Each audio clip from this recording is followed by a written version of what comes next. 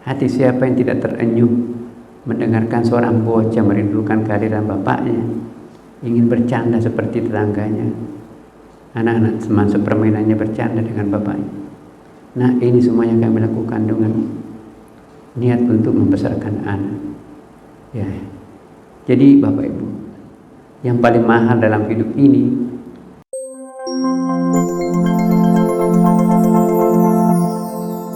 sama-sama dirindukan, dicintai dan diberkahi Allah.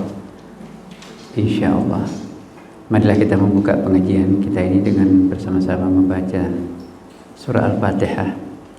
Semoga surah Al-Fatihah ini memudahkan kita untuk dibukakan pintu-pintu rahasianya, dimudahkan kita untuk memahami ma'rifah, dimudahkan kita untuk mengamalkan apa yang kita ketahui, dan dimudahkan kita untuk mengetahui apa yang kita harapkan untuk diketahui.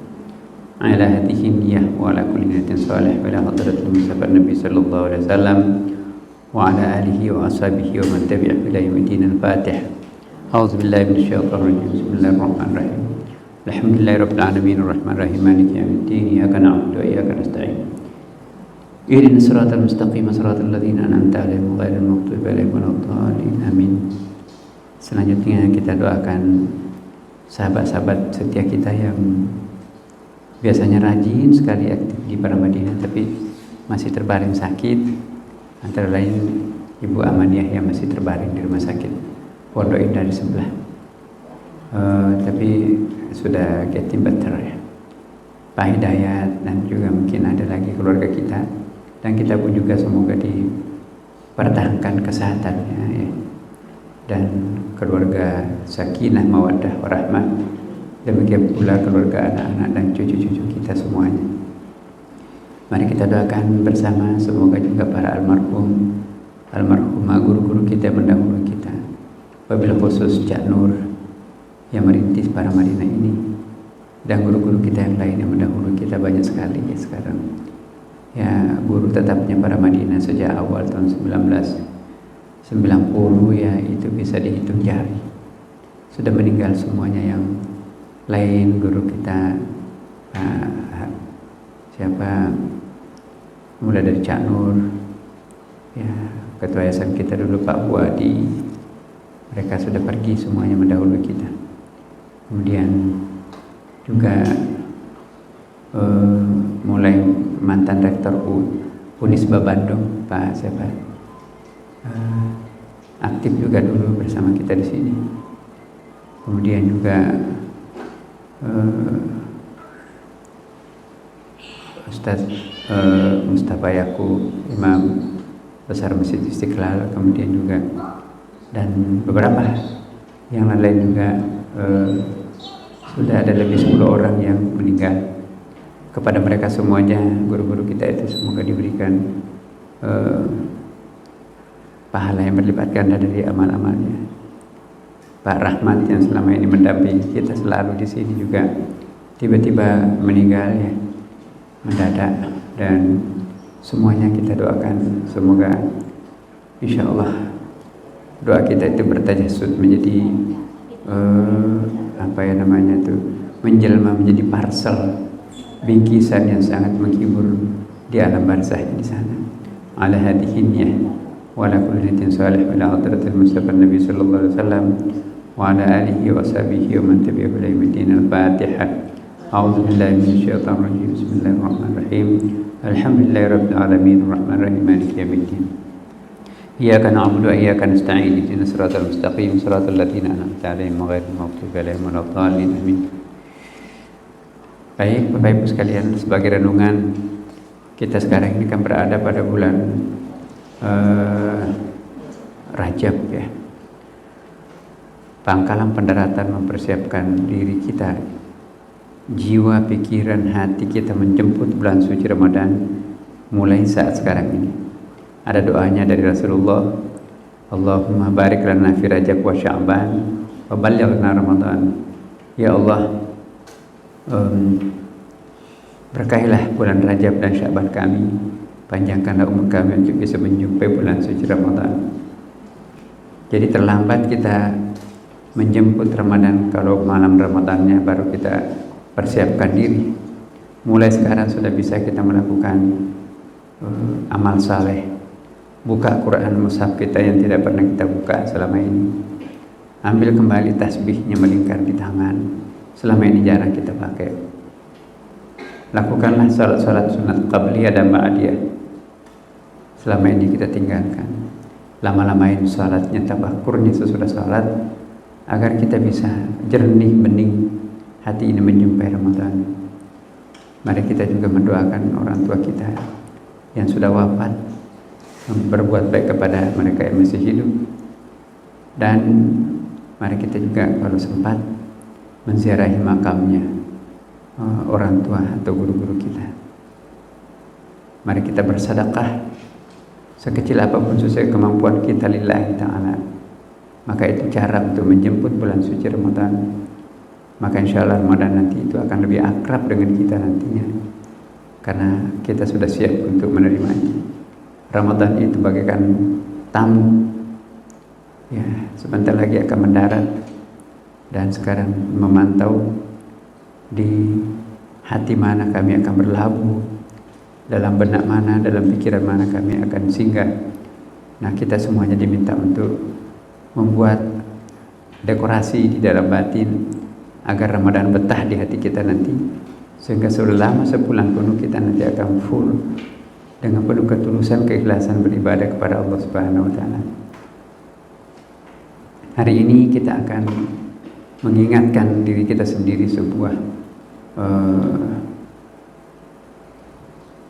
renungan yang telah dibuat oleh Imam Ibnu Athaillah. Mari kita renungkan bersama. Silakan. Min alamatil i'timadi 'alal 'amal nuqsanur raja'i inda wujudi dzulal.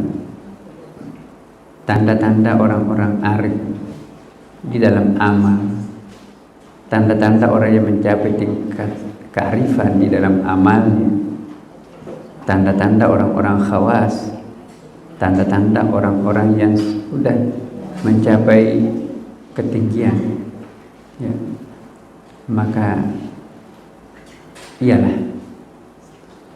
tidak membanggakan amal ibadahnya. Perhatikan tanda-tanda orang yang arif dalam amal, ia tidak membanggakan amal ibadahnya.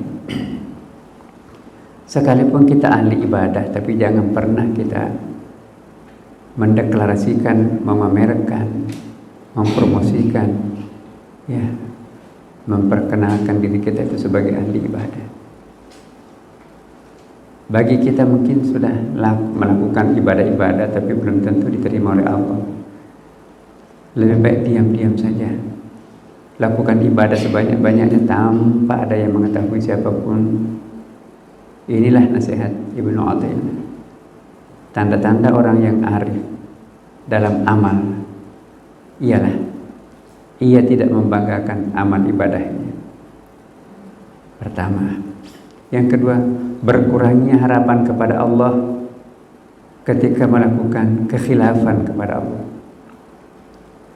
Jadi orang yang melakukan pelanggaran, orang yang melakukan dosa, itu semakin berkecil hati, ya, kecewa terhadap dirinya sendiri, ya. Berkurangnya harapan kepada Allah ketika melakukan kehilafan kepada Allah. Jadi kalau ada orang melakukan dosa tapi tidak merasa kecewa pada dirinya sendiri, kalau ada orang melakukan pelanggaran agama tapi tidak gemetar menyesalkan diri, kalau ada orang melakukan dosa, ya, tapi tidak gelisah, maka itu tanda-tanda matinya nurani seseorang. Ukur diri kita. Kalau kita berbohong, ketika kita membicarakan aibnya orang lain, ketika kita memforward yang isinya fitnah kepada orang lain, membuat kita bersemangat tapi tidak membuat diri kita itu menyesal, maka itu tanda-tanda matinya hati nurani kita. Tapi kalau sebaliknya, begitu kita melakukan dosa, berbohong, membicarakan aib saudara sendiri, memperkenalkan amal-amal kita kepada orang lain, langsung ada teguran dalam hati, Masya Allah, aku khilaf. Lalu kita gelisah, kemudian kita minta maaf kepada Allah. Maka itu tanda-tanda hati yang hidup. Jadi ukurannya itu, kalau kita melakukan dosa tanpa ada rasa penyesalan sedikit pun, tanpa ada kegelisahan batin sedikit pun, itu pertanda matinya nurani kita. Bersyukurlah kalau setiap kali kita melakukan kebohongan, baru saja melakukan pembicaraan aib saudara sendiri, atau baru saja ketawa terbahak-bahak, lalu kita gelisah, astagfirullah. Saya ingat pesan Rasulullah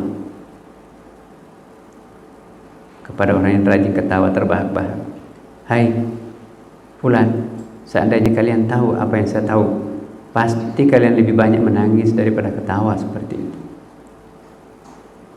Orang yang ketawa terbahak-bahak, dia pasti lupa dahsyatnya hari pembalasan. Orang yang mabuk pada saat ketawa, dia terbutakan mata hatinya untuk menengok betapa kecil amal yang pernah disiapkan untuk menuju akhirat, dan betapa besar dosa yang bertengger di punggungnya nanti pada saat ia berjalan menuju pada mahsyar.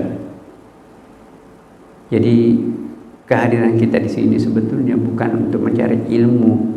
Itu nomor 2 ilmu itu, Bapak Ibu. Nomor pertama yang perlu kita cari di tempat ini, pengajian-pengajian kita, bagaimana membasahi kembali hati kita yang kering. Ibarat rumput yang tidak pernah kena air hujan, kering menguning. Begitu kita ikut pengajian seperti rumput yang disiram oleh air hujan setelah sekian lama tidak pernah tersiram.